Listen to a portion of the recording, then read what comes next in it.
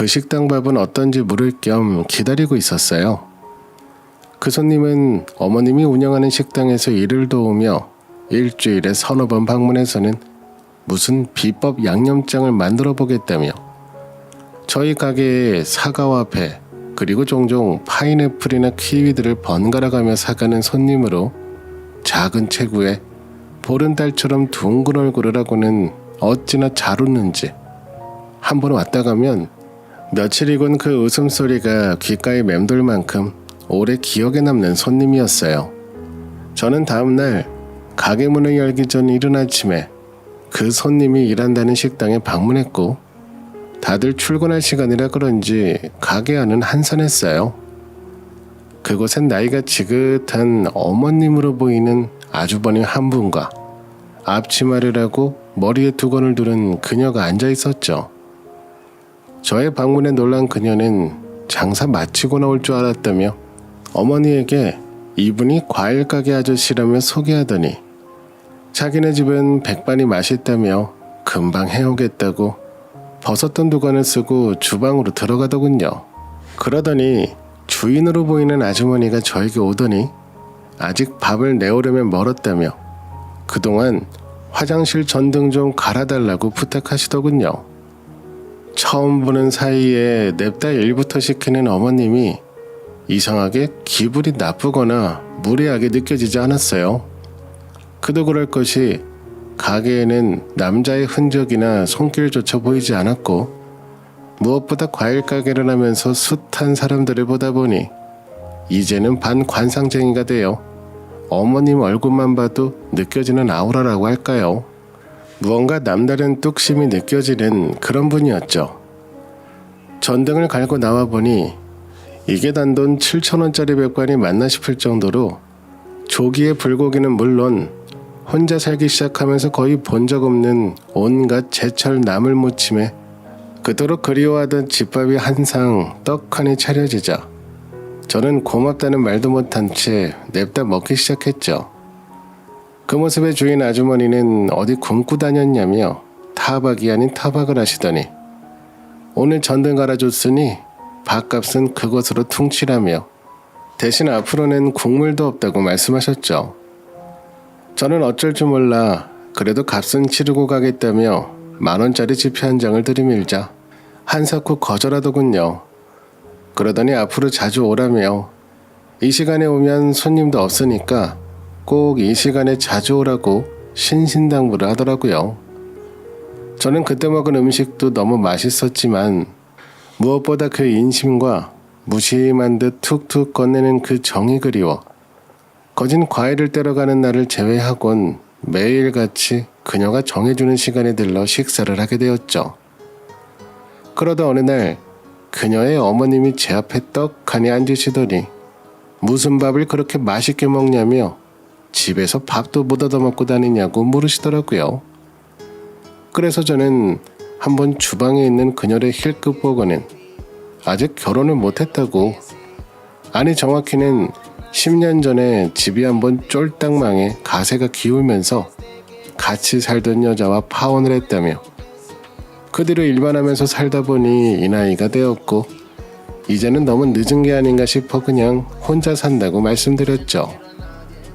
그러자 어머님은 그 나이 먹도록 사연 하나 없으면 그게 모질이지라며 결혼도 안 하는 것보단 한번 해보고 관두는 게 후회가 없다고, 뭐가 무섭다고 그 나이에 혼자 살 생각을 하냐며 여기 또 모질이가 하나 더 있었다고 한탄을 하시더니 제 앞에서 술 한 잔을 따라 드시더라고요. 그러더니 저기 주방에 보이는 저것이 하나밖에 없는 내 딸인데 저 모자란 게 간호학과 나와서는 병원에 취직도 못하고 지 아빠 병수발만 하다 꽃다운 나이 다 흘러보냈다며 그 좋은 기술 익혀서는 지 아버지 수발 드는데 쓴 것만 생각하면 속이 상해 죽겠는데 이제는 이게 뭐라고 이 가게에 이어서 지가 해보겠다며 이리저리 되어가면서 낮에는 식당 일에 저녁에는 요리학원 다니면서 이리 뛰고 저리 뛰는 꼴을 보고 있자니 이제는 상할 속도 없다 못해 다 문드러졌다며 한탄을 하시더군요. 그 말을 듣고 있자 하니 정말이지 모녀가 참 심성이 맑고 고운 건 물론이고 무엇보다 서로를 위하는 마음이 지극하다 싶었어요. 저는 어머님 술잔을 채워드리며 저도 한 잔을 들고 한 잔 주십사 잔을 들었고 어머님은 흔쾌히 저에게도 한 잔 따라주시더니 왜 자네에게 저 애가 이 시간에 오라고 했는 줄 아냐며 물어보시더니 이때 점심에 낼 갓 지은 밥이 완성된다고 자네가 갓 지은 밥 먹고 싶단 소리에 먹이고 싶었는지 언제 올지도 모르는 자네 기다리면서 매일 아침 시장을 들렸다 온다고 어떻게 7,000원짜리 백반에 매일같이 고등어고 갈치고 그날 잡아온 생물 생선이고 고기고 빠짐없이 상다리에 오를 수 있겠냐고 혹시 평소에 눈치 없다는 소리 많이 듣지 않냐고 물으시더라고요. 저는 그 소리에 제가 안 그래도 눈치가 없어서 지금 이렇게 살았다고 그래도 알려주시면 정말 잘한다며 호탕하게 웃자 어머님은 덩달아 웃어 보이시더니 그럼 이참에 내 딸 한번 만나보면 어떻겠냐며 대신 밥값은 제대로 받을 거니까 떼먹을 생각 말라며 으름장을 놓으셨어요. 저는 주방 쪽에 서 있을 그녀를 찾아봤는데 어디로 갔는지 보이지 않더군요. 그리고는 어머님과의 즐거운 대화가 끝나고 계산을 하러 가자 그녀가 어느새 화장을 곱게 하고는 머리에 썼던 두건과 앞치마도 하지 않은 채 살짝 고개를 숙인 채 수줍게 서 있더군요. 그 모습을 보고 내일 청주로 과일 떼러 가는 날인데 괜찮으면 같이 가서 바람 쐬고 오지 않겠냐며 세상에서 제일 멋없는 데이트 신청을 했고 그녀는 그런 저의 데이트 신청을 흔쾌히 수락해줬죠. 그렇게 연애를 시작하고 6개월 만에 저희는 결혼을 하게 되었고 저보다 4살 연상인 그녀는 나이차가 느껴지지 않을 정도로 사랑스럽고 순수했으며 무엇보다 생활력도 강한 사람이라 오히려 자기에게 이제 의지하고 살라며 저를 토닥여줬죠. 사업 수완 또한 좋았던 아내는 각고의 노력 끝에 자신만의 비법 요리장을 개발하기에 이르렀고 별다른 마케팅을 하지 않았는데도 불구하고 사람들의 입소문을 타고 식당 앞은 늘 문전성시를 이루며 일명 줄서는 대박가게로 자리매김을 하게 되었죠. 부모님도 그런 아내가 너무 마음에 들었는지 과수원에도 자리를 잡아 소량이지만 며느리 사랑 표현할 길이 없어 아내만을 위한 최상급 과일을 재배해주며 과일 가게를 하는 이들은 부모님 댁 과일은 구경도 못해보고 죄다 아내에게 보내주셨지만 비로소 이게 가족이다 싶은 생각이 들었고 살면서 처음으로 가정의 온기 덕분에 몸에 피가 도는 기분을 제 나이 40만에 다시 살아있음을 느끼게 되었죠. 덩달아 아내의 맛 좋은 밥심 덕분인지 제가 운영하던 과일 가게도 날로 손님이 늘어 동네 초입에 가게를 하나 더 내게 되며 남들에게는 동네 가게 수준으로 보이겠지만 날로 사업 규모가 늘며 이 모든 게 아내 덕분이라는 생각이 들었죠. 저에게 있던 처복은 그녀가 다 앗아갔다고 생각했는데 제 인생에도 이렇게 고마운 아내가 곁에 있을 거라고는 정말 상상하지도 못했던 일이죠. 그렇게 아내와 저는 장모님을 모시고 슬하에 어렵게 얻은 딸 하나를 키우며 여전히 서로를 극진히 위하기를 10년 어느 날 고향 친구가 갑작스러운 사고로 세상을 떠났다는 소식을 듣게 되었고 제가 어려울 때도 서울까지 올라와주며 저에게 술 한 잔씩 사주며 버텨내라고 저를 응원해줬던 친구였기에 더욱이 그 친구의 마지막 길에 제가 배웅하지 않을 수 없었죠. 하지만 그토록 잊고 살려고 생각했던 고향이었기에 더군다나 호적에 오른 적 없다지만 전처는 전처이기에 그 여자와 그 가족들이 아직 그곳에 있을지 모른다는 생각에 정말 이제 소중한 친구의 장례식만 아니었다면 죽는 순간까지 단 한 번도 고향에 방문할 생각 따윈 하지 않았을 거예요. 그렇게 온종일 안색이 어두운 채 고민에 빠져 있자 아내는 살며시 저에게 다가오더니 무슨 일 있냐며 혹시 일이 잘 안 되냐고 조심스레 물어보길래 아내에게만큼은 그 어떤 고민도 비밀도 모두 나누는 사이이기에 과거 전체와 그 식구들에 대한 이야기를 소상히 털어뒀죠. 장모님과 아내는 제가 파혼한 정도는 이미 알고 있었지만 어떤 여자를 만나 어떤 일 때문에 파혼을 하게 되었는지에 대해서는 묻지 않았고, 저 또한 그때 사람들에게 받은 충격을 되뇌이고 싶지 않았기에 굳이 묻지 않는 과거를 스스로 꺼내 말하고 싶지 않았어요. 어려울 때 나를 도와줬던 친구의 비보에도 쉽게 발을 떼지 못하는 나를 보고 있으니 내 자신이 더 답답하고, 아내에게 온 마음속 이야기를 모두 털어내자 아내는 제 이야기를 쭉 듣더니 내일 당장 장례식장부터 가라며 대신 채비를 좀 해야 하니 오후에 가라고 하더군요. 다음날 눈을 떠보니 옆에 아내가 없더군요. 역시 어제는 놀란 말을 잊지 못했구나 싶었죠. 이제야 저희 과거가 아내에게 와닿았겠다 싶어 미안하고 또 미안했어요. 아내에 대한 죄책감에 휩싸여 있던 순간 저의 핸드폰이 울렸고 액정을 보니 아내의 이름이 떠 있었어요. 저는 무슨 말을 꺼내려고 얼굴도 보지 않은 채 전화를 걸었을까 싶어 걱정스러운 마음으로 전화를 받았죠.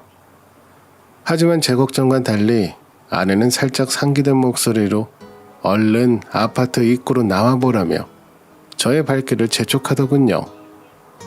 아내의 부름에 나가보니 별이 크게 박힌 외제차 한 대가 떡하니 서 있었어요. 방금 갓 태어났는지 눈이 부실 정도로 반짝이는 게, 정말이지 입이 떡 벌어진다는 말이 이럴 때 쓰는 거구나 싶었어요. 저는 흠집이라도 날까 싶어 가까이 가지도 못한 채 차 주변만 어슬렁거리며 이리저리 살펴보자 아내는 저에게 그렇게 보면 뭐가 보이냐고 앞으로 당신의 탈차인데 얼른 몰아보라며 저에게 외제차 차키를 휙 던지는 게 아니겠어요? 이게 꿈인가 생신가 싶어 외제차 문을 열고 들어가 보니 그 안에는 아내가 준비한 또 다른 선물들이 있었어요. 하늘하늘 고급스러운 원단 위로 정갈하게 각 잡힌 양복 한 벌과 그 위에 CEO라고 제 이름이 적힌 명함 한 통이 있더군요. 아내가 준 선물을 매만지며 바라보고 있자 아내는 그간 열심히 살아오느라 고생했다며 잘 버텨서 자기한테 와줘서 고맙다며 그런 당신에게 꼭 좋은 거 하나 해주고 싶었는데 때마침 오늘 차가 나오게 되었다고 얼른 이거 타고 가서 친구 잘 보내주고 오라고 제 어깨를 토닥여줬어요. 그제서야 마음 추스르고 친구 마지막 가는 길을 배웅하기 위해 몇십 년 만에 고향을 찾게 됐어요. 정말 오랜만에 보게 된 친구들은 저의 행색을 보곤 서울에서 성공했다며 박수를 치더군요. 이것이야말로 금의 환영이 아닐까 싶었어요. 오랜만에 본 친구들은 마치 엊그제 만난 것처럼 정다웠고 분위기가 무르익어 하나둘 술에 취하자 한 친구가 어렵게 입을 떼며 전처 이야기를 전해주더군요. 친구는 제가 어렵게 살아가고 있다면 굳이 전처 이야기까지 더해 속 시끄럽게 할 필요 있겠나 싶어 말을 아끼려고 했지만 이렇게 성공의 잘난 모습 보니 전해준들 관심도 없겠다 싶어 말해준다며 주저리 사족을 붙이더군요. 어처구니 없게도 전처와 그녀의 식구들은 고향에 제대로 터를 잡았고 시내에서 가족끼리 세차장 운영한다고 했단 말을 들으니 어떻게 사람들이 인두껍을 쓰고 그럴 수 있나 싶었어요. 정말이지 남의 피눈물로 지들은 잘 먹고 잘 산다 싶어 억울하고 속상한 마음에 연거푸 술을 마셨고 아내가 잡아준 호텔에서 하루 묵은 후 아내가 준비해준 양복을 깨끗하게 차려입고 전처 식구들이 한다는 세차장에 가보게 되었죠. 막상 전처 식구들이 운영한다는 세차장 주변에 다다르고 보니 이제 와서 무슨 말을 하겠나 싶어 차를 돌리려던 순간 세차장 안에 있던 남자가 다가오더니 들어오라며 손짓하더군요. 어쩔 수 없이 들어선 세차장에는 제 나이 또래로 보이는 남자 하나와 비슷한 연배의 여자 하나가 보였고 어느새 재혼해서 남편과 함께 운영하나 싶어 갑자기 괜히 잘 사는 집에 재 뿌리는 것 같아 아무래도 이건 아니다 싶어 돌아가려는 찰나 입구에 있던 남자가 황급히 뛰어와 제 창문을 놓고 하더군요. 죄 지은 것도 없는데 괜히 알아볼까 싶어 차에 뒀던 마스크를 얼른 뒤집어 쓰고 창문을 살짝 내리자 그는 너스레를 떨며 원래 시골 사람들이 더 부지런해서 세차도 잘한다고 외제차 세차도 잘하니까 믿고 맡겨달라 하더군요. 저를 못 알아봤구나 싶어 그제서야 가까이서 그 남자를 보니 한눈에 그 여자의 큰오빠라는 걸 알게 되었죠. 저는 이미 세차장에 들어올 적부터 저 여자가 그 여자라는 걸 알고 있었어요. 어떻게 제가 그 얼굴을 잊을 수 있을까요? 잠시 후 그 여자는 세차를 시작하겠다며 저에게 차에서 내리라고 하였고 그제서야 드디어 저희는 서로 얼굴을 마주하게 되었죠. 그 뽀얗던 피부는 어느새 그을다 못해 검버섯이 드문드문 피어서는 그 맑았던 웃음 한 점 없이 온갖 피로가 물든 얼굴을 한 그 여자는 오래전 첫눈에 저를 사랑에 빠지게 했던 그 여자가 아니었죠. 그저 삶의 노곤함이 잔뜩 뺀 잿빛 그 자체였어요. 예전 그 얼음 같은 얼굴로 혼인신고 아직 전이니 당장이라도 그만 살자고 했던 모습이 겹쳐 보이며 갑자기 속에서 뜨끈한 게 울컥 올라오는 것 같았습니다. 전처는 그런 내 마음을 아는지 모르는지 자동차 문을 하나씩 열며 앞좌석부터 닦기 시작하는데 뒷자리에 들어가 걸터 앉아있는 모습을 보자 저도 뒷자리에 들어가 옆에 앉았습니다. 전처는 깜짝 놀라며 저를 쳐다보더라고요. 그래서 보란듯이 바로 앞에서 마스크를 풀어버리며 이것도 버려달라고 이야기했어요. 저를 단숨에 알아본 듯 놀란 얼굴 아래로 손이 떨리는지 양손을 부여잡고 있더라고요. 어찌할 바를 몰라 하는 눈치였습니다. 그래서 제가 씩 웃자 전처도 살짝 미소를 지으며 저를 보더군요.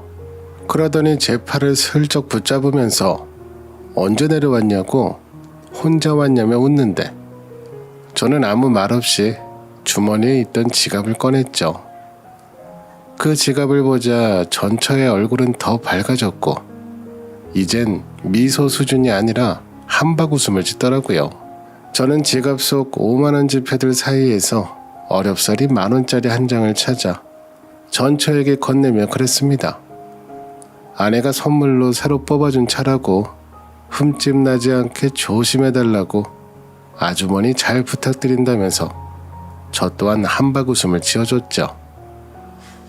전처는 창피하고 수치스러운지 고개를 푹 숙인 채 초라한 자신의 행색에 부끄러움을 느꼈는지 갑자기 마스크를 올렸으며 자신을 못 알아보게 하려는 듯 청소 시작할 테니 차에서 나가 있으라고 하는 겁니다. 세차를 마치고 계산을 할 때도 사무실을 둘러보니 제가 알던 그 집 사람들이 앉아 있었습니다. 저를 보자마자 다들 굳어버리더군요. 저는 그저 웃고 말았죠.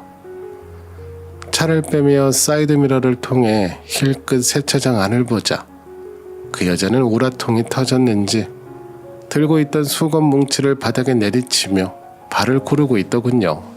이게 뭐라고 별것도 아닌데 정말이지 통쾌했어요. 아내 덕분에 이렇게라도 갚아줄 수 있었다는 게 얼른 집에 있는 아내가 보고 싶었죠. 그리고 아내 덕분에 고향에서는 저와 저희 집을 향한 진한 소문의 흔적이 말끔히 저의 행색으로 덮여 제가 서울에서 크게 성공한 청가물 대표가 되었다며 안부를 묻는 동창들의 연락이 끊임없이 이어졌고 그러다 우연히 전처가 저를 버리고 어떻게 살았는지 듣게 되었어요.